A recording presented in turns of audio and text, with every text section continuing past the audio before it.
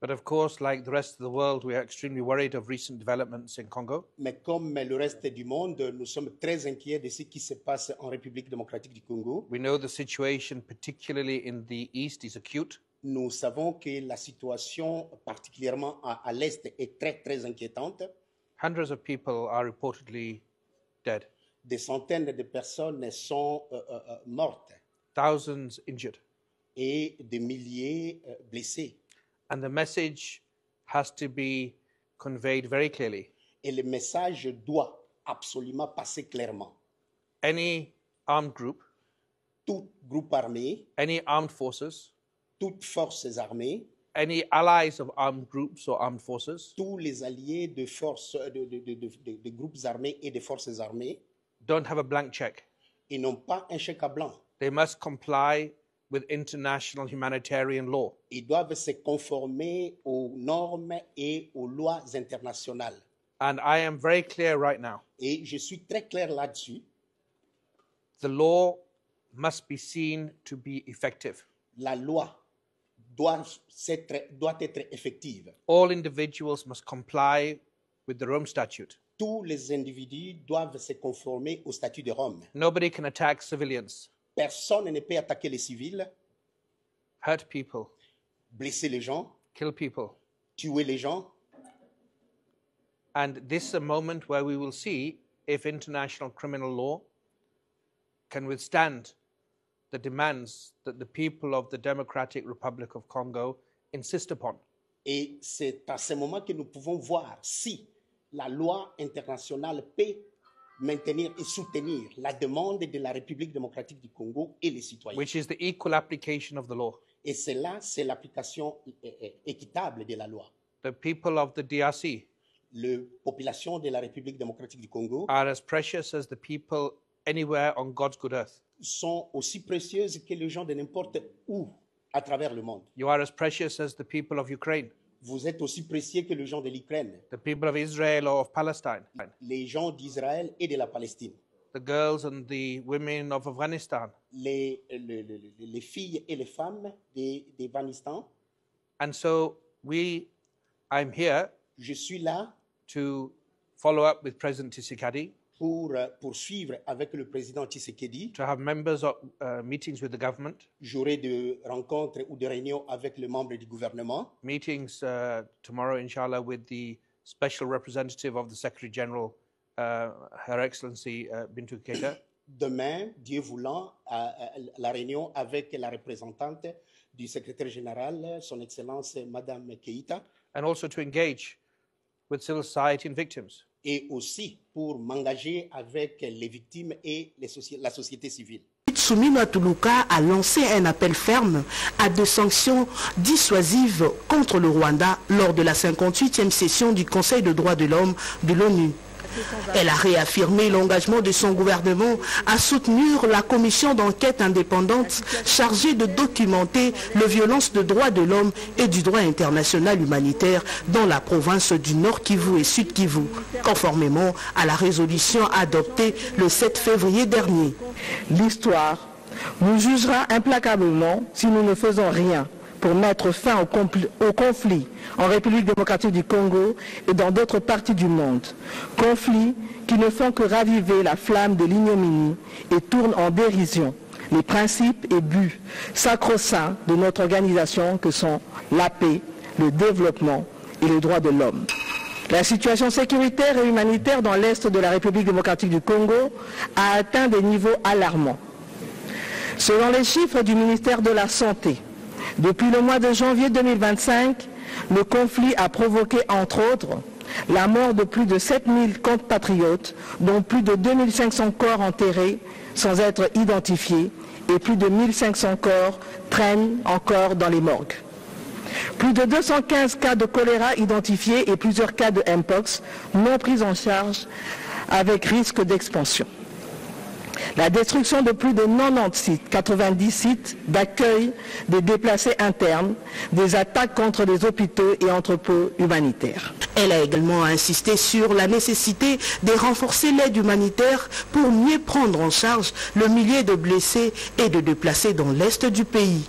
Nous appelons donc la communauté internationale à renforcer son soutien humanitaire, à fournir des ressources pour permettre une bonne prise en charge de milliers de blessés, de déplacés et de s'assurer du respect du droit international humanitaire, car ces principes sont essentiels pour sauver des vies et alléger la souffrance des Congolais. Représentant le président Félix-Antoine Tshisekedi Tshilombo, la première ministre a dirigé une délégation congolaise composée de la ministre des Droits humains, Chantal Chabou-Mouavita, du ministre de la Communication et Médias, Patrick Mouyaya Katembwe, et de la vice-ministre des Affaires étrangères, Grace Yamba Kazadi, à ces assises importantes des Nations Unies.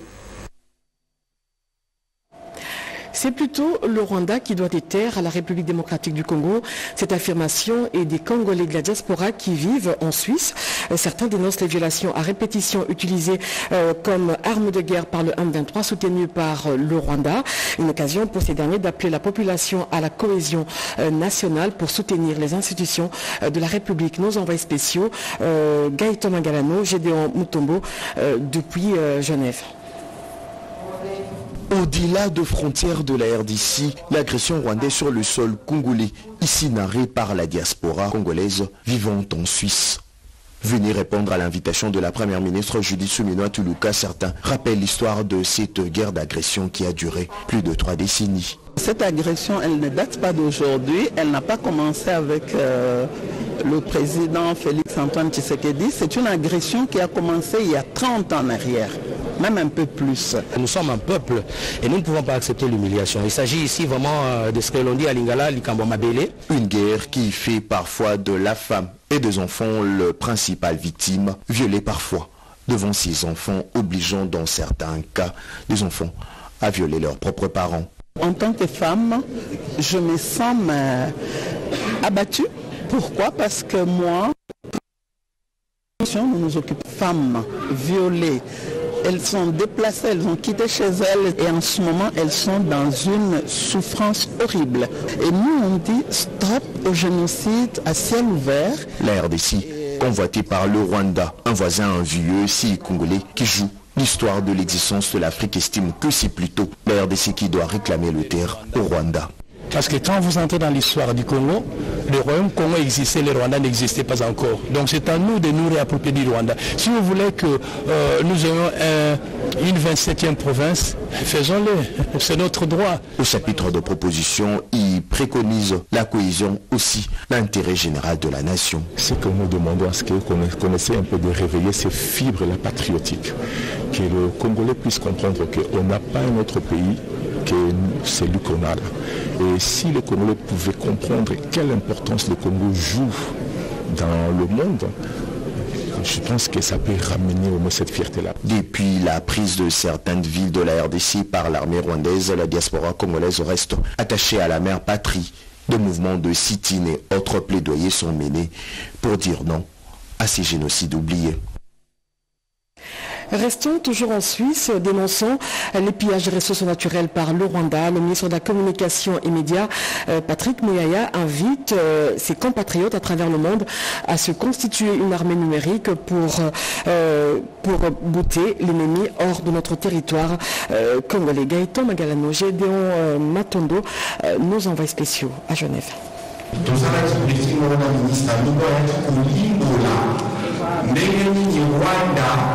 Depuis 30 ans, Biaka, ressources à RDC. Les moitié à budget à Rwanda est financé par l'exploitation illicite à Orgueil à Kisso. Donc, là, le président de la République a le guerre à pillage. Deux propos du ministre congolais en charge de la communication et médias qui dévoilent le pourquoi de cette guerre d'agression qui a coûté la vie à plus de 12 millions de Congolais. Une guerre purement économique pour la survie du Rwanda.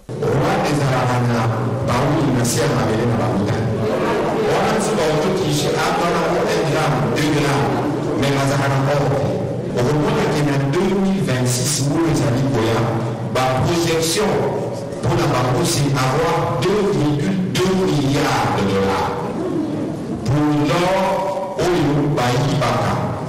Le porte-parole du gouvernement évoque aussi le différent front engagé par la RDC pour mettre fin à cette aventure de Paul Kagame, dont Le discours aujourd'hui ne convient plus. Mais pour les débats, pour dire aux missions de santé, pour les locaux, tellement qu'on doit dire qu'on a un ça, qu'on a fait intervenir la sienne, la zane, la boyale. Mais puis le quartier, comment il nous va pourquoi toujours bétaillé réglementaire. Patrick Mouyaya invite le Congolais du monde entier à constituer une armée numérique pour combattre le poison rwandais. Congolais nous sont Azana téléphone, Azana réseaux sociaux, Azana Twitter, Azana WhatsApp, Akuki Kokuma P Soda. Aucun centimètre ne sera cédé. La RDC, désormais engagée avec son président à défendre l'intégrité territoriale. Le gouvernement souminois reste dans cette droite ligne édictée par le président Félix Tshisekedi. Retour à Kinshasa, la société civile composante jeune de la RDC a organisé une matinée au cours de laquelle tous les leaders dans différents secteurs vont réfléchir sur les stratégies à prendre ou à mettre en œuvre pour la défense de la patrie, surtout en cette période où la République démocratique du Congo est victime d'une guerre injuste. Reportage. Répondant à l'appel du président de la République démocratique du Congo, Félix Antoine Tshisekedi Tshilombo, à la mobilisation générale de tous les Congolais pour faire face à l'agression dont est victime la RDC par le Rwanda à travers ses supplétifs du M23, la société civile congolaise, à travers la composante jeune, a mobilisé les associations et structures des jeunes dans une rencontre de sensibilisation pour la prise de conscience des Congolais en général et particulièrement les jeunes à l'impératif de défendre la patrie par tous les moyens, sans aucune condition, dans l'unité et la cohésion nationale, car ça relève du comportement patriotique dont le pays attend de tous citoyens. D'aucuns parlent de la guerre, mais nous parlons de notre existence. Voilà pourquoi il faudrait que cette jeunesse puisse réellement se mobiliser pour qu'elle puisse être au front et à tout le front pour défendre la République ainsi que défendre notre liberté. À tous nos compatriotes qui sont à l'est de la RDC, nous tenons à vous dire que vous n'êtes pas seuls. Nous sommes ensemble. Il n'y a aucune partie de la RDC qui sera oubliée sous un quelconque prétexte. Parce que nous savons que chaque coin, chaque territoire, chaque village de la RDC nous représente. C'est notre terre, c'est notre sang. Nous ferons ce que nous pouvons. En tant que jeunes, nous lèverons la voix pour faire connaître la justice, non seulement en RDC, mais au-delà de nos terres. À l'issue de cette rencontre, ces jeunes ont lancé un appel aux décideurs à tous les niveaux de tenir compte de leur participation, qu'il s'agisse des questions de gouvernance, processus de paix, ainsi celui de développement, une façon d'entretenir la relève du pays. Et de son côté, le camp de la patrie encourage les jeunes à s'enrôler massivement dans les rangs des FRDC pour défendre la patrie qui appartient aux souverains primaires. Et ces derniers ont le droit de défendre le devoir et défendre le pays au regard de la Constitution en situation de guerre. Reportage. Le camp de la patrie de Sylvain Mutombo Kambinga a procédé à l'installation du comité dirigeant à l'issue de la cérémonie organisée le samedi dernier dans la salle Boboto à Gombe en présence de différentes personnalités politiques et plusieurs jeunes qui sont venus des 4 coins de la capitale Kinshasa. Tour à tour, les différentes personnalités membres au sein de cette structure politique ont prêché à la jeunesse de jouer les rôles, de faire des lances en position d'avant-gardiste dans cette invasion rwandaise contre la RDC et de ne jamais laisser passer l'ennemi rwandais. Et ce traître terroriste du M23 AFC, il faut lui barrer la route à tout prix. Ont-elles insisté? L'un des temps forts de cette cérémonie était l'installation du comité directeur par Sylvain Mutombo. Ce que nous faisons est hyper constitutionnel. Vous lisez la Constitution en son article 62, 63, même 164, qui parle des obligations liées à la défense de la mère patrie. Bon, on bien que le Congo est attaqué, Bakanga Bunaga a 2 ans. Le Congo est attaqué, quelques territoires du nord et sud Kivu sont sous occupation de l'ennemi, le Rwanda. Nous devons nous battre pour libérer notre pays. Pas de couleur politique, pas de coloration tribale, que les jeunes intègrent l'armée pour défendre l'intégrité de la patrie.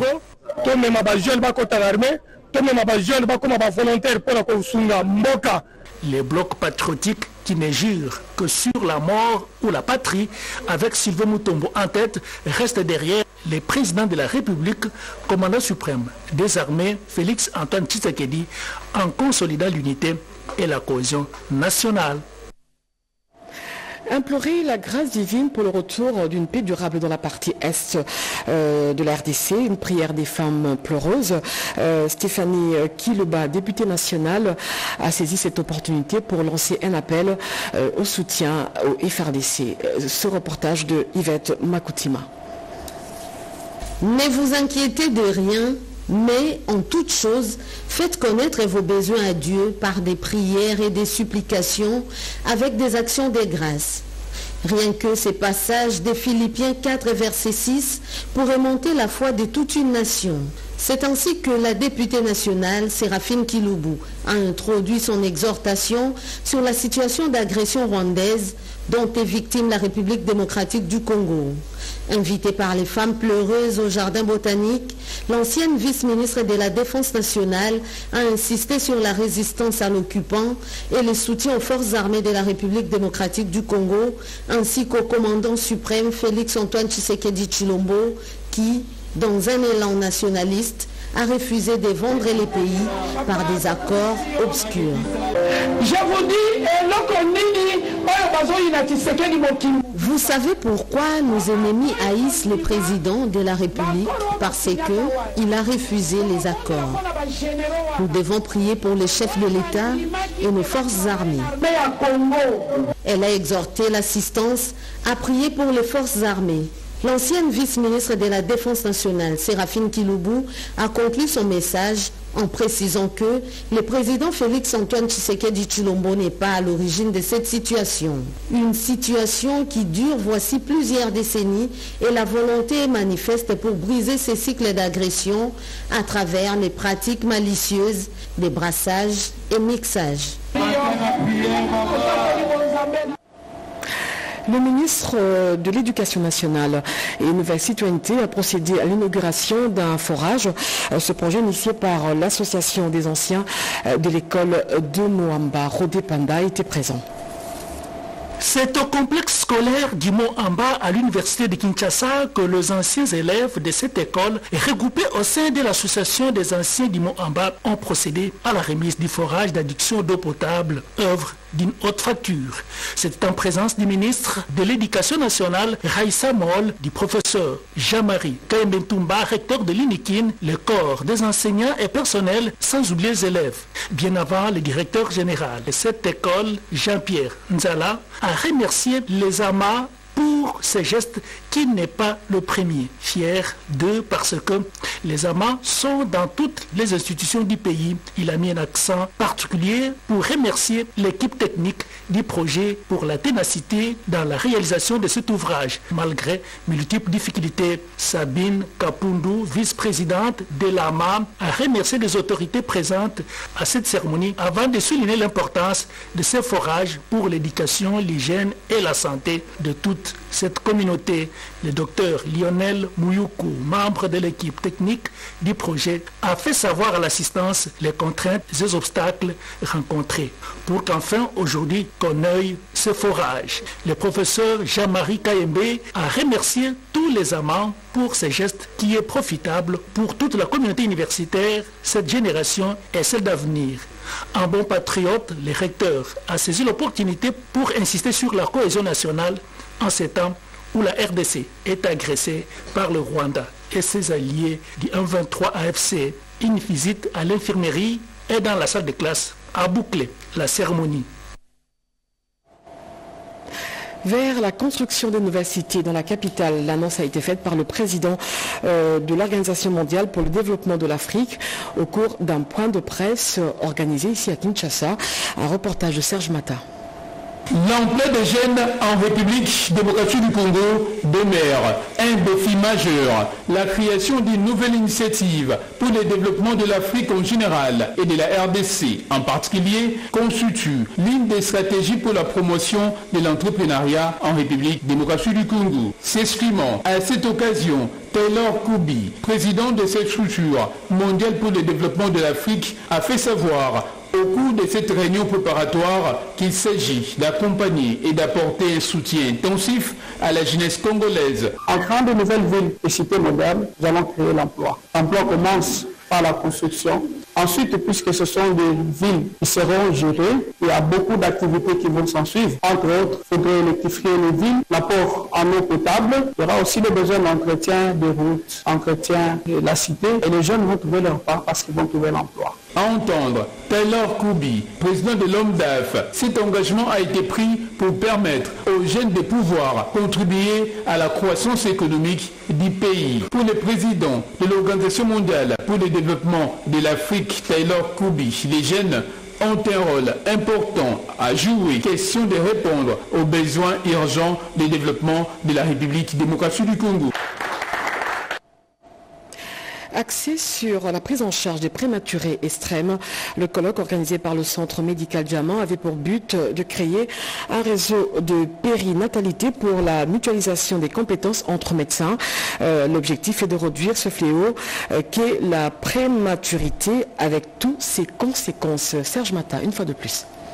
La République démocratique du Congo est classée parmi les pays ayant le plus grand nombre de décès néonatales dans le monde. C'est dans la perspective d'améliorer la survie des nouveau-nés prématurés qu'a été organisé cet important colloque avec pour thème contribution du Centre médical Diamant à l'amélioration du pronostic vital des grands et extrêmes prématurés à Kinshasa. Au cours de cette rencontre, il a été question de la mise en commun de manière transversale de toutes les compétences des professionnels de santé, la ville de Kinshasa, pour mieux prévenir les décès et soigner les complications de la prématurité. La réunion d'aujourd'hui, c'était pour qu'on puisse voir comment est-ce que nous pouvons nous investir pour pouvoir améliorer la qualité de vie des nouveau-nés prématurés, particulièrement les grands et les petits prématurés. Lors des échanges enrichissants et fructueux, quelques propositions concrètes ont été faites. Il s'agit entre autres de la création d'un réseau de santé en périnatalité visant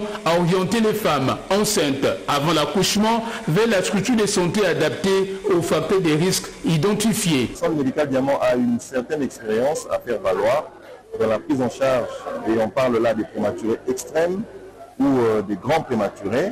C'est pourquoi nous avons voulu partager ça avec les autres confrères, et tout ceci dans le but d'arriver à la création d'un réseau de périnatalité, où nous allons mutualiser les compétences, comme ça ensemble avec tous les autres confrères dans la région, donc dans la ville, on peut, un temps soit peu, essayer de réduire ce fléau qui nous a beaucoup enrichi.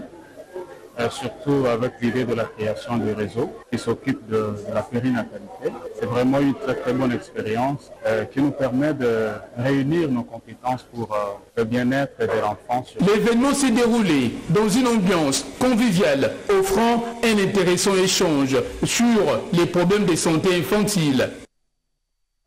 Sachez également que les experts des directions d'études et de planification des différents ministères sont en formation pendant 5 jours. Ces derniers vont apprendre à élaborer des documents politiques sectoriels de leurs structures respectives. Une fois de plus, Serge Mata.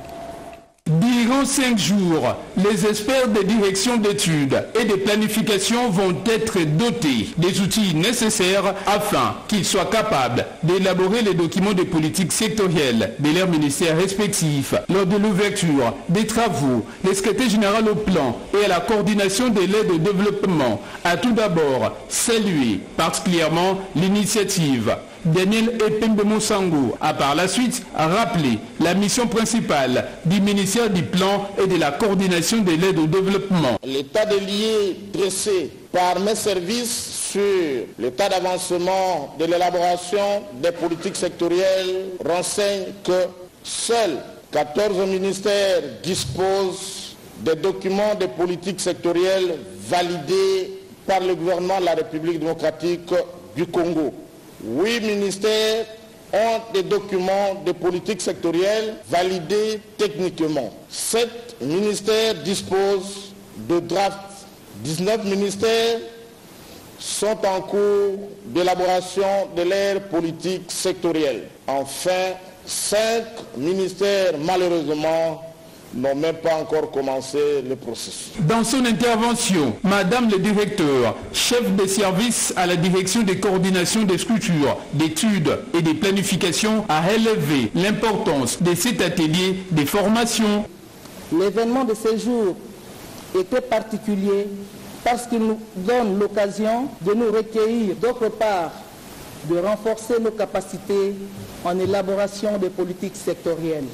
L'élaboration des documents de politique sectorielle revêt une importance capitale car elle constitue l'une des préalables au basculement du budget des moyens vers les budgets programmes tel qu'est prévu dans la loi relative aux finances publiques. Et puis pour boucler ce journal, la dépouille mortelle du célèbre catcheur Edingwe est arrivée ce lundi ici à Kinshasa. Ce dernier laisse derrière lui un héritage inoubliable qui a marqué des générations. Suivez ce reportage. Décédé depuis le lundi 13 janvier 2025 à Rabat, au Maroc, des suites d'une longue maladie, les corps du célèbre catcheur congolais Edingwe Mapima Paul, dit Mutona Ngenge, est arrivé ce lundi 24 février dans la matinée à Kinshasa via l'aéroport d'Ndjili. On pouvait lire la tristesse sur les visages des membres de sa famille biologique, sportive et spirituelle.